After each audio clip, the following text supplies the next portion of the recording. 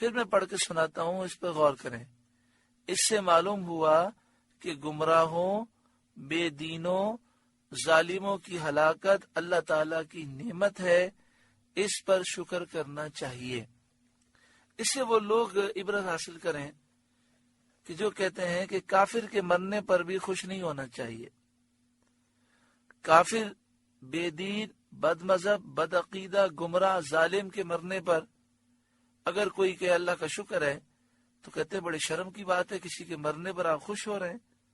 تو دیکھیں یہاں پر واضح لکھا ہے، اس سے معلوم ہوا کہ گمراہوں، بے دینوں، ظالموں کی ہلاکت اللہ تعالیٰ کی نعمت ہے، اس پر شکر کرنا چاہیے۔ جب ابو جہل مارا گیا اور نبی اکرم صلی اللہ علیہ وآلہ وسلم کو اطلاع دی گئی تو آپ نے شکر ادا کیا۔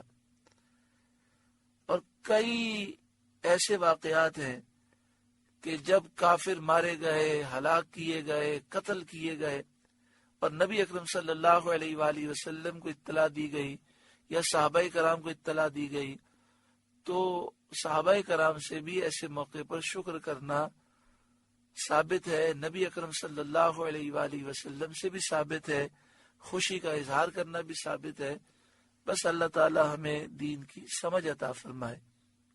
ہاں، اللہ کا نیک بندہ ہو اور وہ اپنی زندگی سے اسلام کی خدمت کر رہا ہو، صحیح العقیدہ شخص ہو، اللہ کا، اس کے محبوب کا گستاخ نہ ہو، صحابہ، اہل بیت، امہات المومنین کا گستاخ نہ ہو، اولیاء کا گستاخ نہ ہو، ناموس رسالت کی حفاظت کے لیے محنت مشقت کرنے والا ہو، حق بات کا وہ پرچار کر رہا ہو، تو پھر اس کے جانے پر واقعی غم کرنا چاہیے۔ اور ہم کیا غم کریں گے؟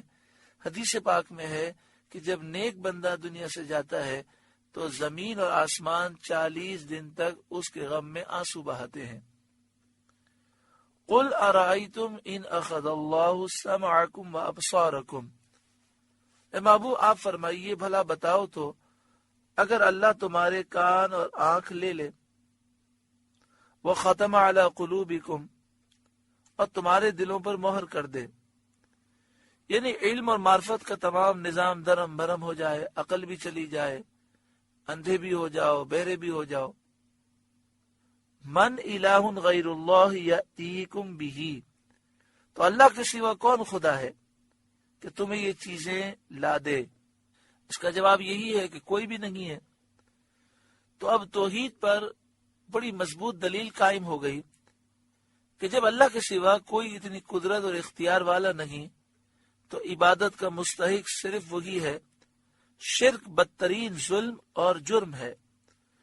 انظر کیف نصرف الآیات، دیکھو ہم کس کس رنگ سے آیتیں بیان کرتے ہیں، ثم ہم یصدفون، پھر وہ منہ پھیر لیتے ہیں۔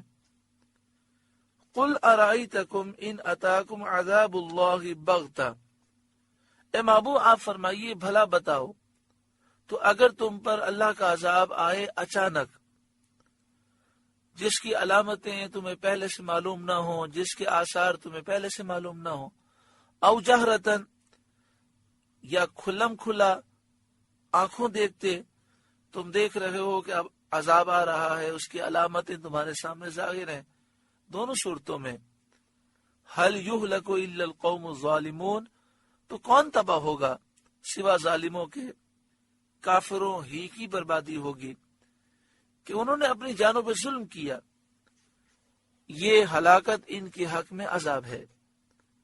جو بد عقیدہ ہے، بد مذہب ہے، ظالم ہے، کافر ہے، یہودی ہے، عیسائی ہے، ہندو ہے، گستاخ ہے، اس کی ہلاکت اللہ کا عذاب ہے۔ اور جو مومن ہے اس کی اچانک ہلاکت یہ اللہ تعالیٰ کی نعمت ہے اور رحمت ہے۔ حدیث پاک میں ہے کہ اسے شہادت کا رتبہ دیا جاتا ہے۔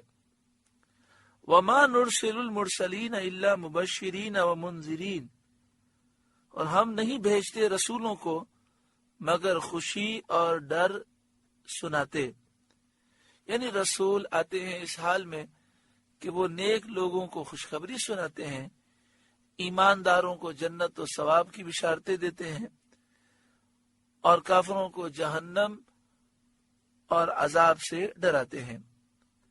فمن آمن و اصلح، تو جو ایمان لائے اور اپنے آپ کی اصلاح کر لے، فلا خوف علیہم ولا هم یحزنون، ان کو نہ کچھ اندیشہ نہ کچھ غم، نہ ان پر کوئی خوف ہے اور نہ وہ غمگین ہوں گے۔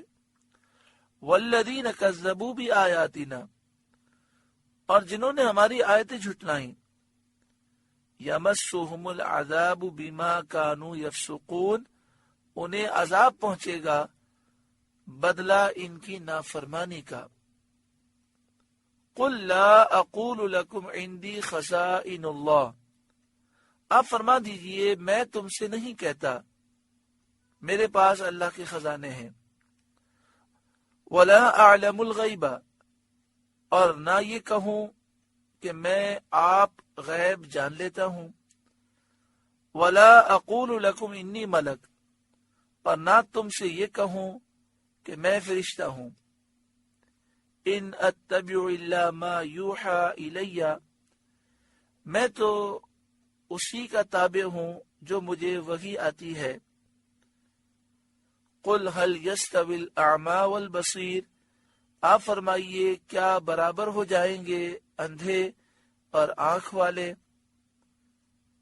نابینا اور بینا دونوں کیا برابر ہو جائیں گے؟ افلا تتفکرون، تو کیا تم غور نہیں کرتے؟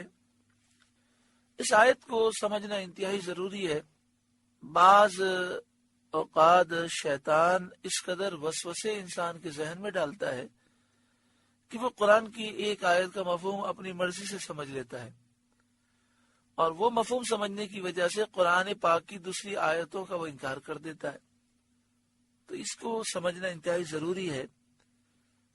کفار کا طریقہ تھا کہ وہ سید عالم صلی اللہ علیہ وآلہ وسلم سے طرح طرح کے سوال کیا کرتے تھے۔ کبھی کہتے کہ آپ رسول ہیں تو ہمیں بہت سی دولت اور مال دیجیے کہ ہم کبھی محتاج نہ ہوں، ہمارے لیے پہاڑوں کو سونا کر دیجیے۔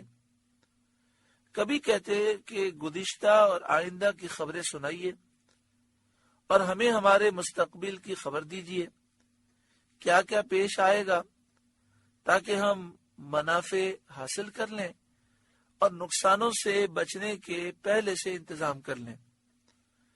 کبھی کہتے ہمیں قیامت کا وقت بتائیے کب آئے گی۔ کبھی کہتے کہ آپ کیسے رسول ہیں جو کھاتے پیتے بھی ہیں، نکاح بھی کرتے ہیں۔